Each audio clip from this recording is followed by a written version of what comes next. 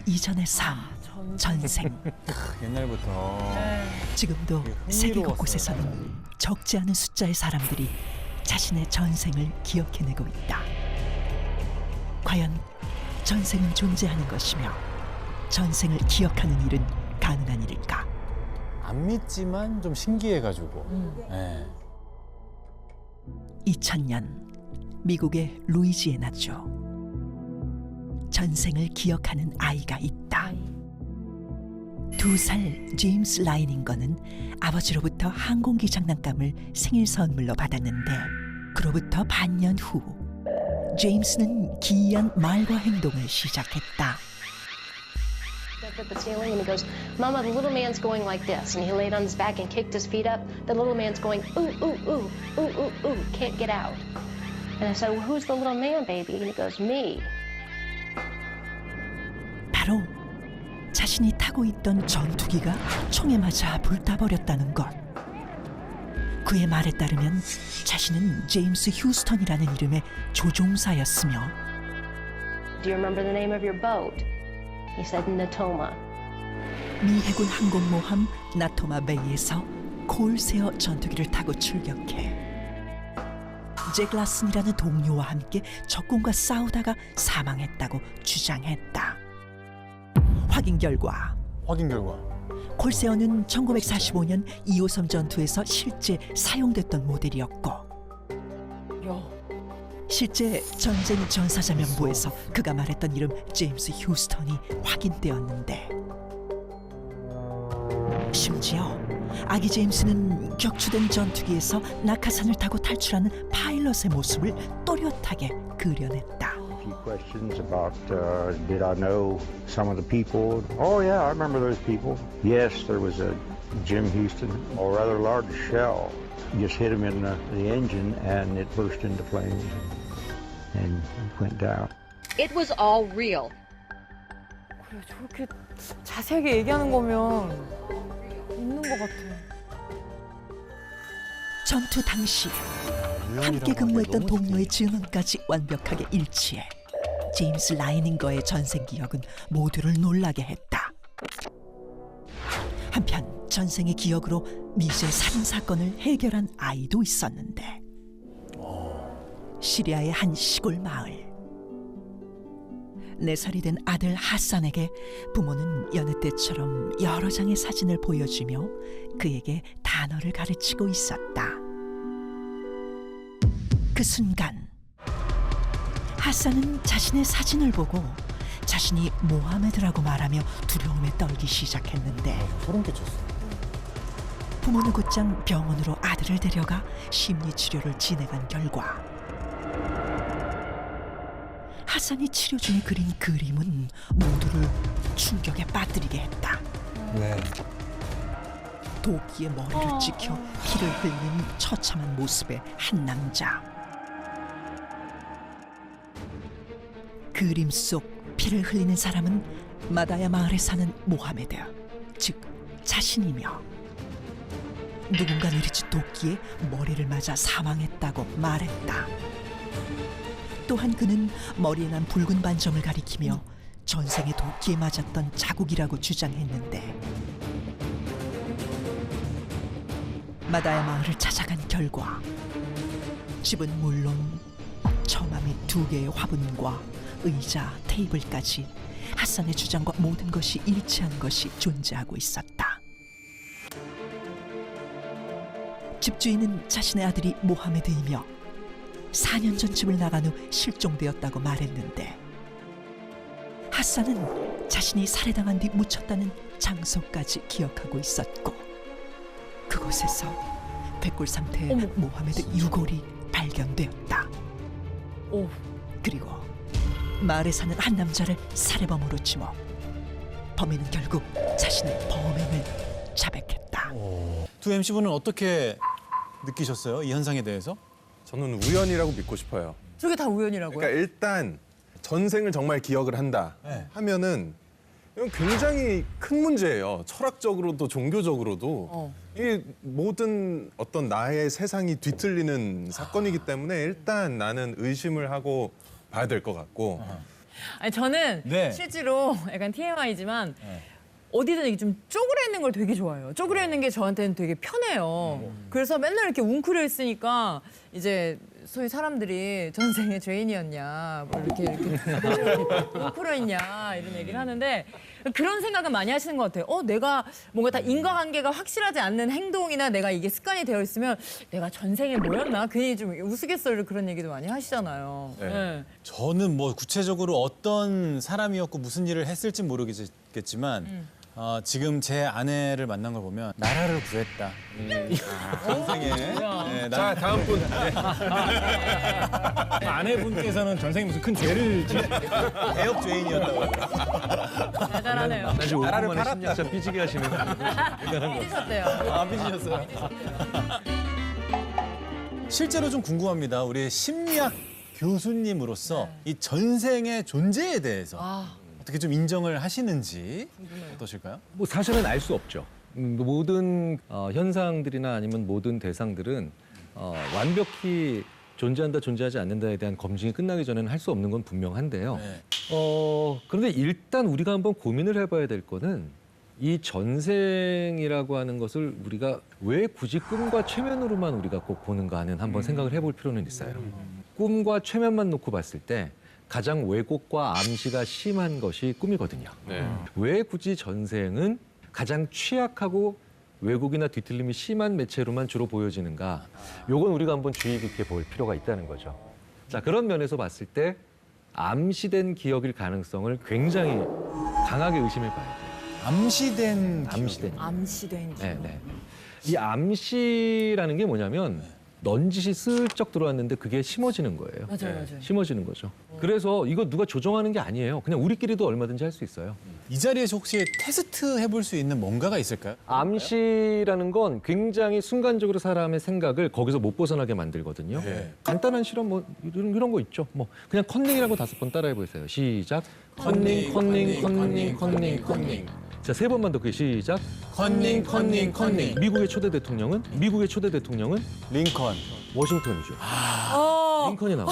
나는 링컨이라 할 뻔했어. 그러니까 컨닝이라고 쭉 5번 하면서 생각이 거기를 반대 가설을 검증을 안 하는 거예요, 생각을. 저도 하나 생각나는데 해봐도 됩니까? 네. 뭐죠? 우리 송아지라고 한번 5번 말해볼까요? 송아지요? 송아지. 송아지.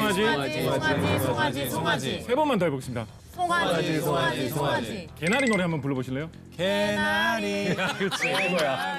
개나리. 그렇지. 이거야. 개나리. 그렇지. 이거야. 얼룩. 원래 원곡은 이거 재밌네요. 나리 개나리. 야, 이게 또 암시된 기억이에요? 야, 무섭네. 이게 바로 왜 그러냐면 우리가 뇌를 안 찾아서 그래요. 컴퓨터랑 다르다는 뜻이에요. 내가 없어서 그런 건 아니죠? 뇌를 서치를 안 해요. 자존심 상할 뻔했어. 그렇기 때문에 전생은 암시받아서 많이 내가 상상해 봤을 가능성이 크죠. 그럼 교수님께서 생각하시는 전생에 대한 과학적 접근은 암시된 기억이다. 기억. 이전의 인상이나 경험을 의식 속에 간직하거나 도로 생각해내는 것. 우리의 기억은 진짜 기억일까?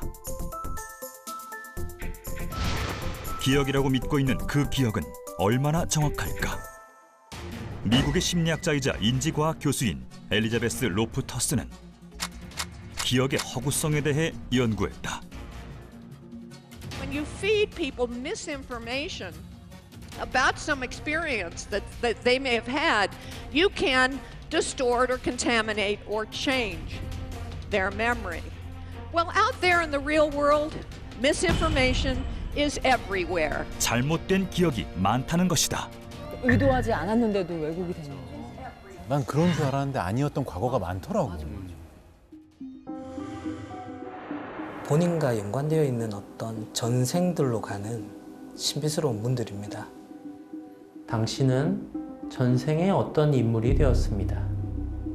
이름이 뭘까요? 장금이요. 장금이? 저요, 최고 상금이요. 수락가.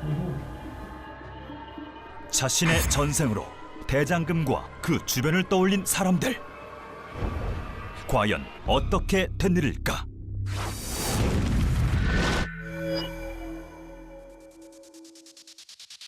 어떤 암시를 받고 어떻게 전생을 떠올렸는지 지금부터 전생 암시 실험이 공개된다.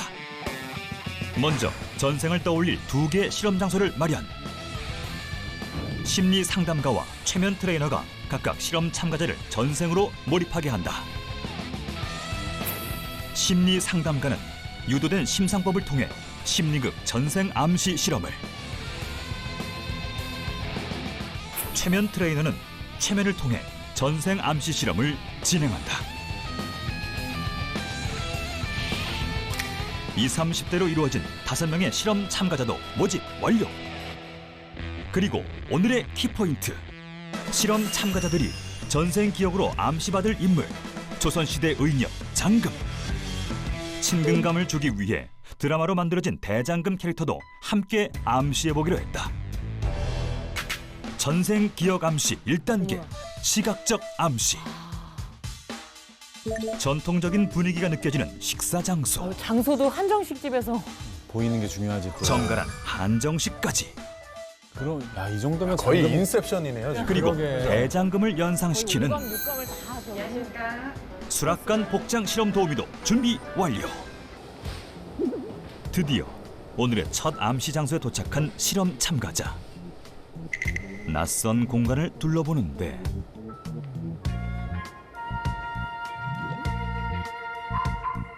사실 5명의 실험 참가자들은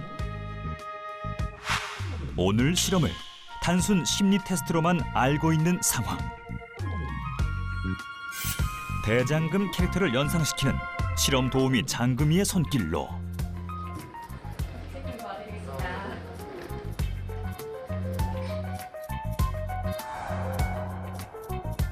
한상 차림이 차려지고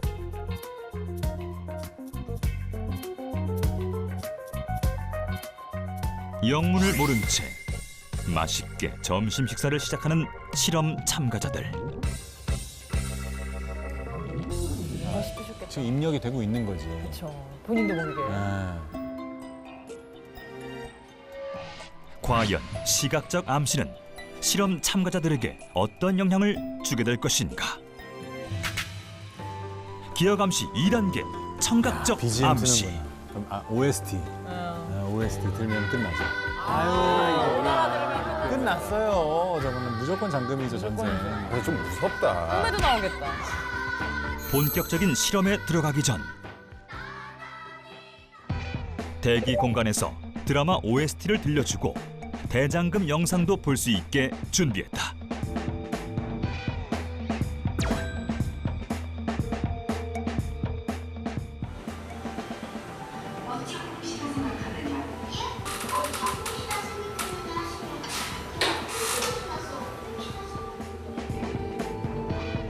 과연 청각적 암시는 참가자들에게 어떤 영향을 주게 될 것인가? 다음 암시를 받기 위해 각각 실험 장소로 들어가는 참가자들. 네, 안녕하세요. 네, 여기 앉으시면 됩니다. 네.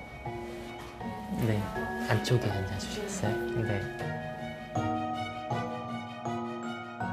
실험 장소에 미리 준비되어 있는 3번째 암시는 무엇일까? 바로 후각적 암시. 조선시대 의녀 장금을 쉽게 떠올리게 하기 위하여 약재를 두고 자연스럽게 향을 느끼게 했다. 후각적 암시까지 완료! 마지막 4단계 암시는 무엇인가를 한번 떠올려보는 시간이에요. 현재의 경험부터 내가 아주 오래된 우리가 전생이라고 얘기하는 그런 기억까지 한번 떠올려보는 시간을 가져볼게요. 자, 지금 이 여러 가지 문들 중에서 조선이라는 나라와 연관되어 있는 전생의 문들만 남고 나머지는 모두 사라질 거예요. 바로 심리 상담가와 최면 트레이너의 상황 유도. 두 실험자는 실험 참가자들이 전생 기억을 잘 떠올릴 수 있도록 유도했다. 과연 그 결과는? 먼저 심리 상담가가 심리극을 진행할 1번 방.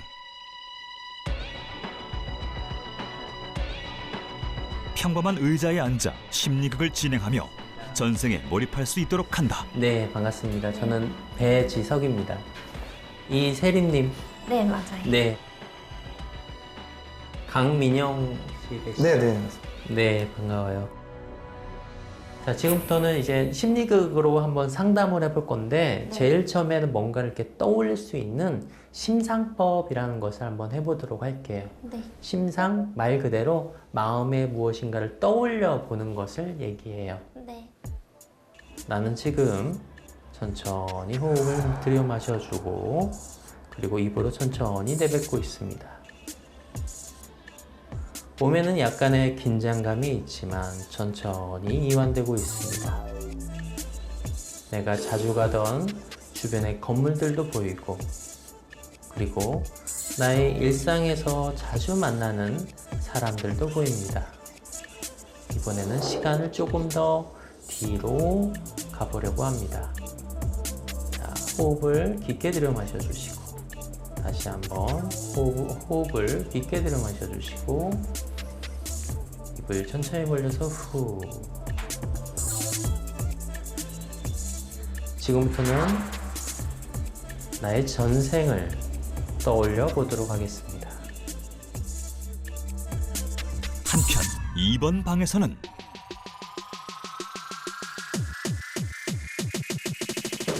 편안한 소파에 누워 최면 상태에서 전생을 떠올린다. 엄지 손톱을 집중해서 바라보세요. 깜빡이지 마시고. 자, 이거 보고 있으면 눈이 좀 따갑게 느껴질 수 있고 시큰거릴 수 있고 눈꺼풀이 묵직하게 느껴질 수 있어요. 제 손을 따라 눈을 감으세요. 그렇죠. 자, 감은 두 눈꺼풀에 의식을 둡니다. 지금부터 두 눈꺼풀의 힘 점점 더 자유롭고 깊은 여유와 깊은 편안함을 느낄 거예요. 자, 이제 제가 셋을 세고 손가락을 튕기면 마음의 방 하나를 떠올릴 것입니다. 하나, 둘, 셋. 떠올리셨나요? 지금 이 마음의 방은 무슨 색깔일까요? 나무색이요. 나무색의 마음의 공간입니다. 그죠? 네. 바로 무의식의 공간이죠. 이제 그 의자에서 일어서십시오. 자, 앞으로 걸어 나오면 마음의 방에 문이 하나 생길 거예요. 하나, 둘, 셋. 자, 문이 나타납니다. 본인은 이제 그 문을 열거나 통과해서 그 시대, 그 삶의 인격으로서의 그 삶을 경험할 것입니다. 하나, 둘, 셋. 들어갑니다. 들어갑니다. 과연 그들의 전생은? 자, 당신은 전생에 어떤 인물이 되었습니다. 내가 눈을 감고 뭔가 연상하고 숨을 들이마시고 느꼈을 때 여기 이 의자에는 어떤 대상이 앉아 있나요? 실은 아무도 없었어요. 아무도 없었어요? 네. 어허. 그러니까 막 주방에서 바쁘게 다들 이렇게 막 준비하고 있어요. 저도 막 그 바빠가지고 막 같이 이렇게 하고 있어요. 그렇군요. 나는 지금 뭘 하고 있죠? 수락관 구경이요. 그렇군요. 사람들은 나를 누구라 부른가요? 저는 대장금이요. 나는 장금이요. 장금이군요. 그런 역할로서 혹시 하루의 일과가 생각이 날까요? 일어나서 임금님 수락관에 올라갈 재료들을 먼저 확인을 해요.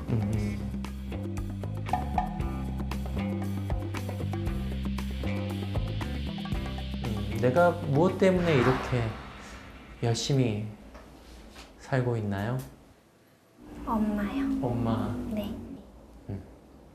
엄마에게 지금까지 못다 했던 말 엄마 앞에 보고 있거든요. 들려주세요.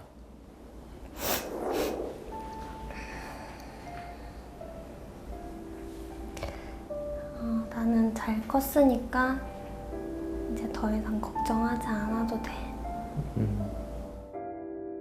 자, 주변이 밝은 거 있나요? 네, 엄청 밝아요. 엄청 밝고 실내인가요, 실외인가요? 실외요.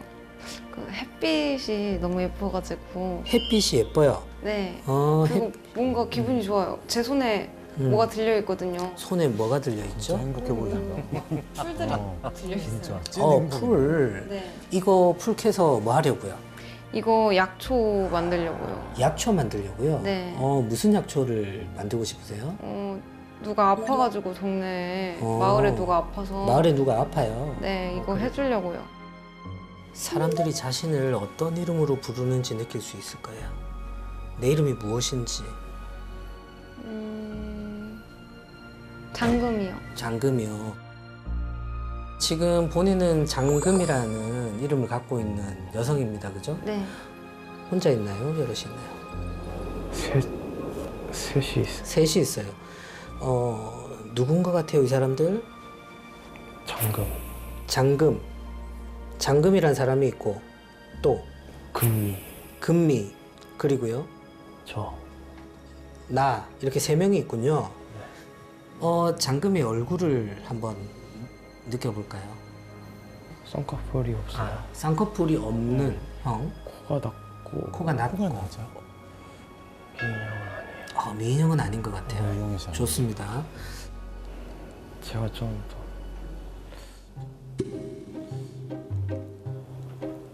더 나은 것 같아요. 본인이 좀 더 나은 것 같아요. 자기의 자존감이 높으신 분이네요. 심리 심상법과 최면을 통해 전생 기억에 몰입했던 실험 참가자들. 암시 실험 결과 오늘의 실험 참가자 5명 중 2명은 마치 자신의 실제 기억인 것처럼 구체적으로 대장금을 떠올렸고 다른 참가자들도 주변을 떠올렸다. 미리 암시받은 기억의 결과인 것.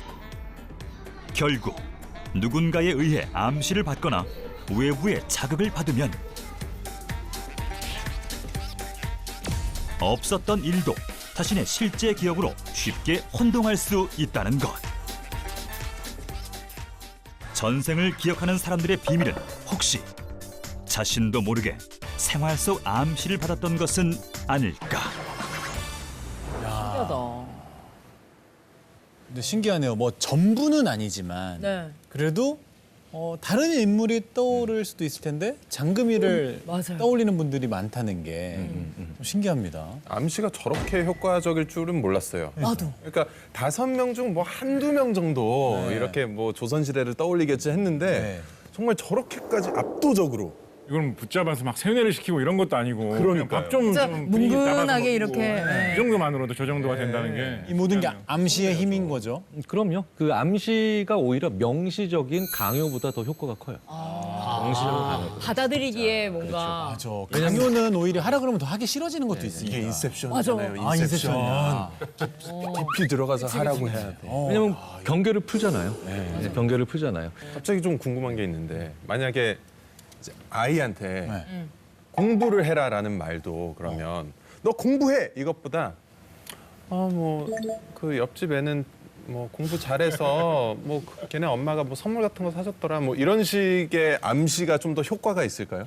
이제 그런 암시는 아이들이 이제 방어력을 그래도 좀 가질 수 있는 암시죠. 물론 공부해보다는 나을 것 같은데 그런데 정말 최고의 암시는 육하 원칙을 바꿔버리는 거예요. 어떻게요?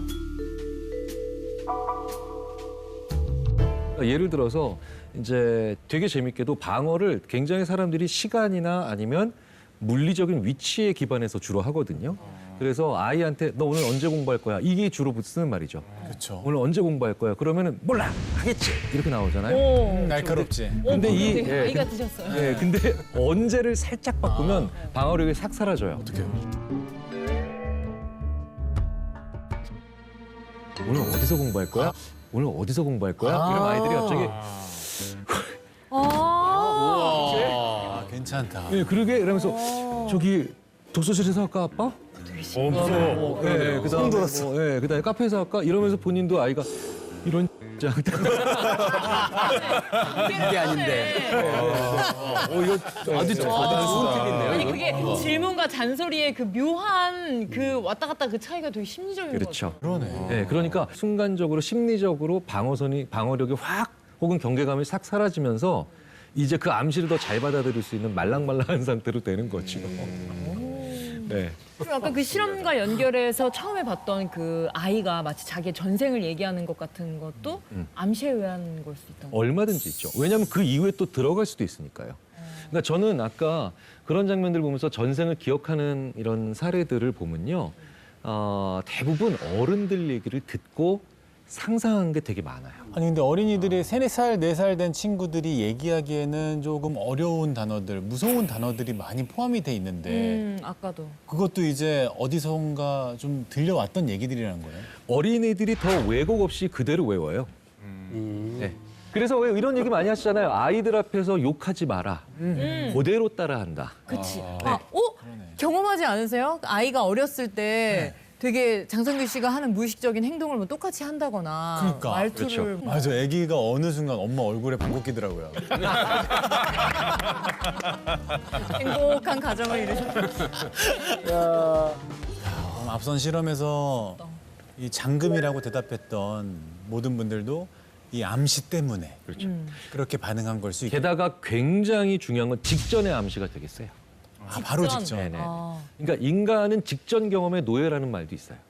내가 생각하는 전생의 기억을 뭐 일부나마 설명할 수 있는 가설은 데자비와 꿈입니다. 데자비.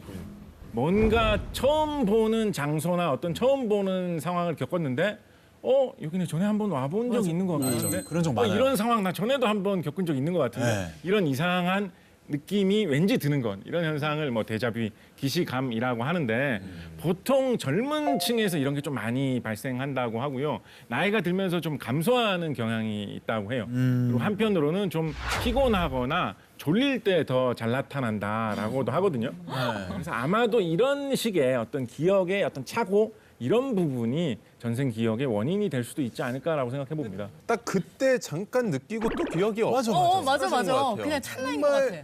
진짜 어떤 디테일한 게 딱딱딱 맞아떨어져가지고 예를 들어서 뭐 식당에 앉아서 메뉴를 보고 있는데 나 이 메뉴판 본 적 있어. 맞아. 그리고 나 이거 시킬까 고민을 한 적이 있어. 맞아. 약간 그 정도로 세세한 디테일이 살아 있어서 내가 이런 상황에 한번 처했었나? 맞아. 라고 의심하게 되고. 의심이 되고 아니면 이게 뭐라고 설명이 안 되는 거예요. 이렇게 명확하게 무엇이 똑같아서 이 장면을 본 기시감이 드는지가 명확하지가 않고 맞아요. 사실 애매하고 어떤 막연한 느낌으로 이거 본 적이 있는 것 같은데 맞아요. 라는 식의 느낌이 드는 것이 데자비거든요. 네. 그래서 아마 어떠한 그 상황을 처하는 어떤 태도 아주 사소한 약간의 작은 디테일 그렇지만 기억 속에서는 잘 남아있지 않았던 것. 식당에 와서 메뉴를 본 경험이 많은데 그중에서 어떤 독특한 향수를 뿌려놓은 식당에서 메뉴를 읽은 경험이 예전에 한 번 있었던 거죠. 근데 보통 어디 냄새 나는 거 이런 거 별로 신경 안 쓰잖아요. 무슨 냄새가 나네 이런 얘기 머릿속으로 잘 안 하잖아요. 뭔가 전에 이 비슷한 게 있었던 것 같기는 한데 이게 뭘까라고 하다가 이게 똑같은 일이 있었던 게 아닐까라는 데자비처럼 느껴진다. 뭐 이런 식으로 생각해 볼 수 있는 거거든요. 이 꿈이라는 것 말 그대로 꿈꾼 내용을 그냥 전생이라고 얘기하는 건가요, 그러면? 그렇죠. 꿈이라는 것도 생각을 해보면 뭐 사람이 꿈속에서 무엇인가를 본다라고 생각을 한다면 시각적인 심상이 계속 이어지는 거거든요. 그것을 특히 뭐 어린 시절의 마음에 뭐 착각한다라고 한다면 기억처럼 실제 일을 겪었던 기억처럼 생각할 수도 있겠죠. 더군다나 꿈이라는 것이 어렴풋하고 막연한 기억이지 않습니까? 그렇다 보니까 이 전생이라서 막연한 기억인가? 뭐 이렇게 생각할 수 있는 그런 혼동이 올 수도 있다라는 거예요.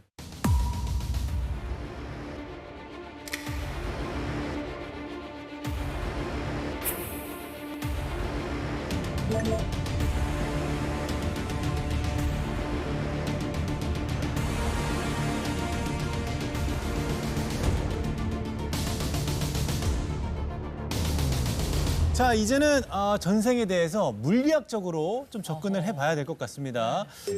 오늘 좀 심심하셨죠? 그러니까요. 예, 말씀이. 사실 뭐 물리학 쪽에서 할 얘기가 그렇게 많은 주제는 네네. 아니었는데요. 네. 제가 말씀드릴 내용도 물리학하고 직접 연결이 되는 것이 사실 세상에 거의 다거든요. 근데 이거는 조금 아닌 것 같아요.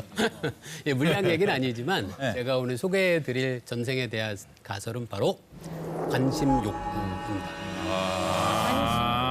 사람들은 누구나 이렇게 다른 사람으로부터 관심을 받고 싶어하는 욕구가 있잖아요. 근데 그 중에 특히 어린아이들, 그 3세에서 5세 정도 되는 아이들이 그런 특성이 훨씬 더 강하다는 얘기가 있어요. 그래서 그런 전생에 대한 이야기를 하는 것에 부모가 반응하니까 그런 관심을 받고 싶어하는 것이 아닐까라는 게 제 가설입니다. 그럼 진짜 단순하게 관심 받는 게 좋아서 전생을 얘기했다는 걸까요? 그렇죠. 아마 이게 강화됐을 거예요. 아마 이런 상상을 한번 해볼 수 있죠. 그 엄마 제가 그 송아지가 생각이 나는데 혹시 저 어렸을 때 산 집에 송아지가 있었어요? 근데 엄마는 없었거든요, 그게. 그럼 엄마가 뭐라고 깜짝 놀라면서 얘 혹시 전생 기억하는 거 아니야? 하면서 극도의 관심을 보이겠죠.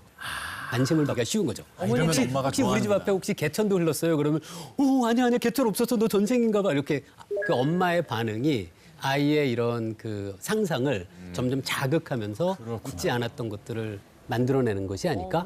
그게 이제 자기 자신의 욕망이 되는 거죠. 이걸 점점 더 강화하는 것이 아닐까 싶어서 제가 생각하는 전생에 대한 것은 그 관심 욕구가 아닐까 그런 생각을 했습니다. 자, 지금까지 전생에 대해서 이야기하는 사람들에 대해서 먼저 암시된 기억, 네. 그리고 데자뷰, 꿈, 그리고 관심 욕구까지 다양한 의견을 나눠봤는데요. 혹시 또 뭐 궁금한 거 있으실까요? 궁금한 거라기보다 좀 가장 충격적이었던 건 우리 작가님이 말씀하셨던 네. 아까 그 이영애 배우의 대사와 그 장면이 왜곡됐다는 게 너무 충격적이어서 왜 우리가 그렇게 생각하잖아요. 내가 확실히 그거 봤어. 내가 그거 알아. 되게 자만하잖아요. 맞아요. 근데 그것도 사실 그 기억이 왜곡됐다라고 생각하니까 지금 말씀하신 거 저도 평소에 약간 생각하고 그럴 것이다라고 했거든요. 근데 우연이라고 하기에는 설명하기 진짜 어려운 사람이 있거든요. 또 뭐가 있구나. 또 있어요. 노래. 18개. 저건 좀 부럽다. 근데. 나도. 외국어 많이 하면. 진짜.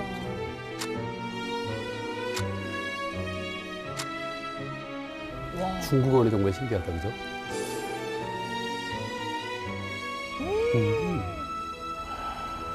그게 가능하단 말이야?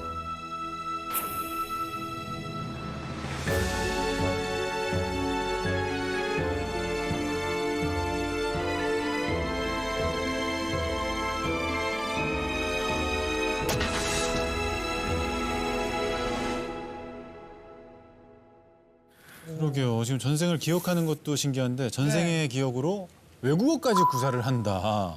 이거 정말 미스터리한데 여기에 대해서는 어떻게 생각하시는지요? 사실 굉장히 신기하긴 해요. 네.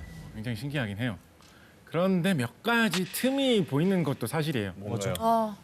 우리 저기 훈민정음 제일 앞에 시작할 때 어떻게 시작하는지 기억나세요? 혹시 학교 다닐 때 배운 부분? 나란 말싸미. 나란 말싸미 어쩌고저쩌고 그렇잖아요, 그죠? 훈민정음 아까 세종대왕 창제한 게 지금으로부터 한 600년 전, 500년 전 그때쯤이에요. 네네. 말이 지금 한국말하고 달라요. 그렇죠? 그죠? 나란 말싸미 뭐 이런 식으로 말한단 말이에요. 아까 중국 진나라 때라고 이야기를 했어요. 네. 진나라 때는 지금부터 한 2200년 전의 시기예요. 그때 당시에 중국어는 발음이 지금하고 굉장히 달라요. 그렇죠. 상고음이 있고 중고음이 있고 이래가지고 지금 중국어하고 발음이 현격하게 다릅니다. 그때 살았던 전생을 가지고 지금 중국어를 유창하게 한다라고 하는 것은 사실은 잘 들어맞지는 않는 이야기예요. 굉장히 설득력 있는데요. 그러면- 그죠? 그러면 어쩌면 그렇지만 만약에 저분 말씀이 맞고 말을 정말 잘 한다라고 한다면 그거 자체는 되게 신기하잖아요. 어쨌거나 어쨌거나 근데 저는 오히려 심리학적으로는 그게 그렇게 놀라운 사실은 아니에요. 왜요? 왜냐하면 슈퍼 메모리스트라고 우리가 부르는 메모리의 슈퍼 메모리스트라고 불리는 사람들은 15,000개에서 4만 개의 숫자를 연속으로 들려줘도 기억하는 사람들이 있어요. 한 번에 들려줘도. 네. 그런데 그런 능력이 언어로 가기 시작하면 우리가 상상할 수 없는 보편적, 유니버설 어빌리티라고 하죠. 보편적 능력으로 가면서 언어 자체를 습득할 수 있는 능력으로 특화된 사람들이 얼마든지 나올 수가 있고요.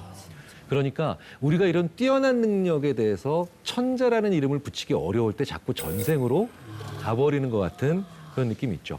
자, 첫 번째 미스터리. 전생을 기억하는 사람들. 과연 우연히 암시된 기억이었을까요? 아니면 데자비 또는 꿈? 아니면 관심 욕구였을까요? 아니면 그들은 정말 그들의 전생을 기억하고 있는 것일까요?